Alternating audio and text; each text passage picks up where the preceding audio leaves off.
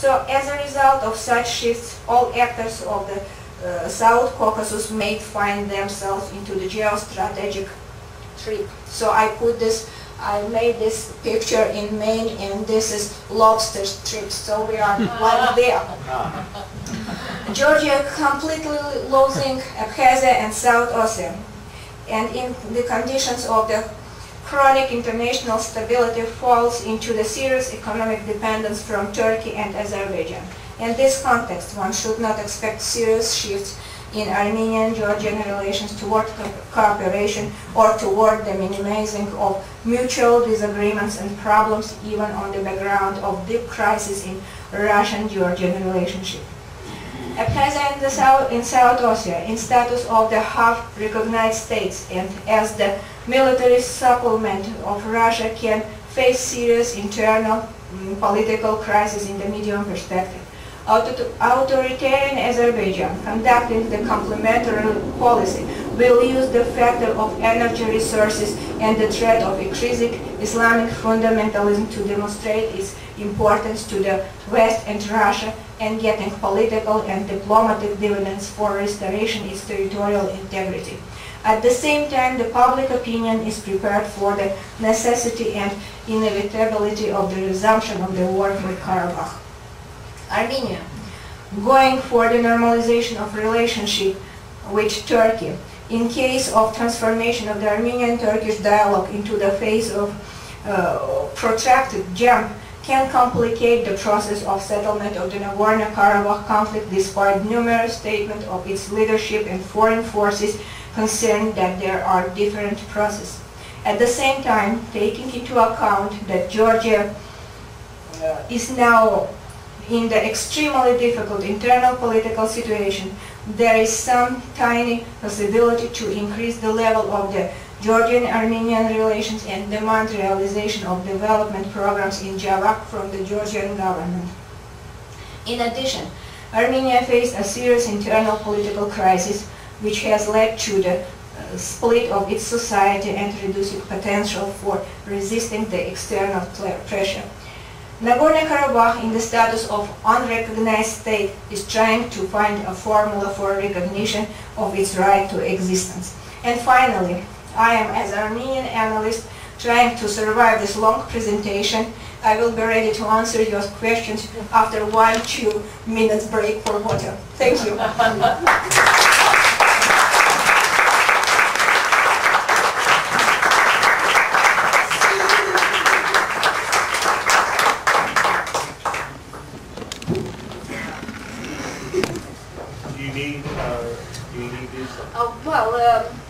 I have some tables.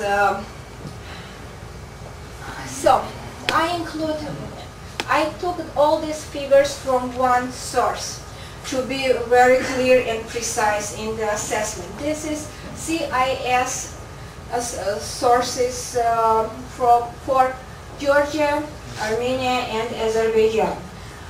You can compare all these figures. So I put here territory, population, ethnic groups, religion, political pressure groups. Mark, could you please the next slide?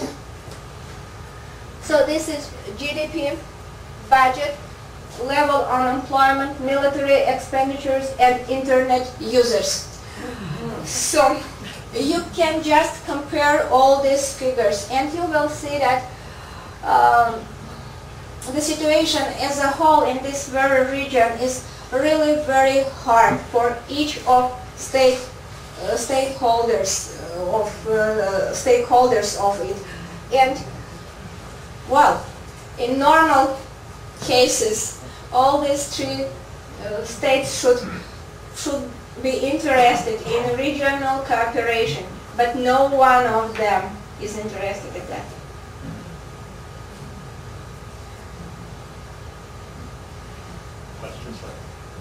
Yes, please. Yeah, in regards to the Armenians in Java, last year they were talking that the Armenians might ask for autonomy within Georgia. Mm-hmm. What happened to that? Did that die out? Because the Armenians seem to be a majority. more than the Abkhazians, more than the Ossetians, more than the Algerians? How come they haven't declared autonomy at this time? And at the same time, are the Algerians and Abkhazians, are they strictly Muslim, all Muslims in that area? I know there's a lot of Armenians living in Abkhazia. They say there's up to 100,000 living there.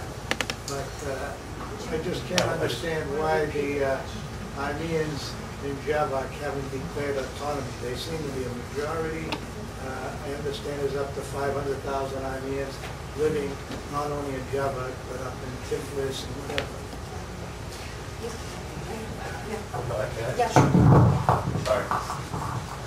The question was pertaining mainly to the Armenians in the Javak region. Why have they not declared autonomy?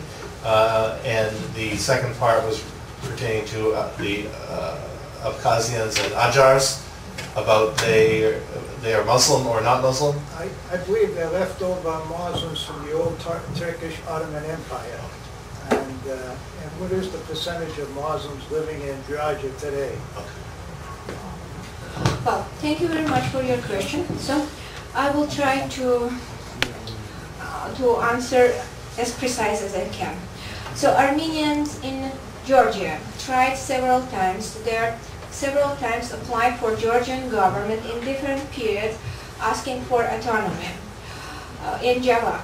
The Georgian government took, from my point of view, quite a serious decision. They decided to dissolve Armenian population in Javak with Georgian segment of population. So they create so-called Samtskhe Javakheti district, and if just in Javak population was 97% or maybe a little bit less, after this reconstruction of the administrative reconstruction, population in Samtskhe Javakheti Armenian population now is less than half.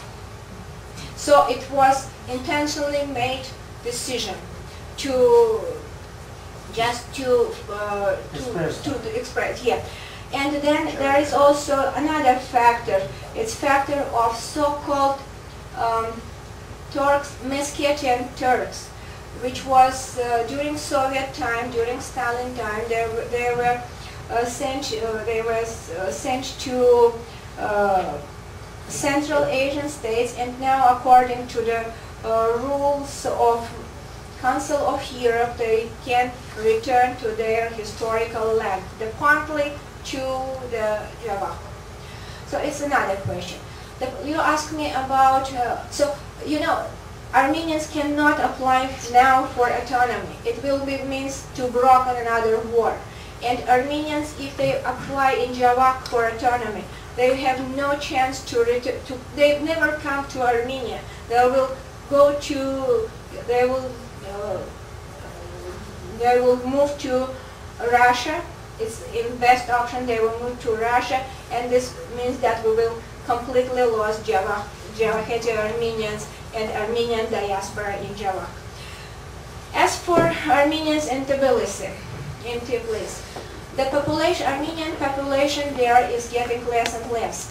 The main Armenians from Tbilisi left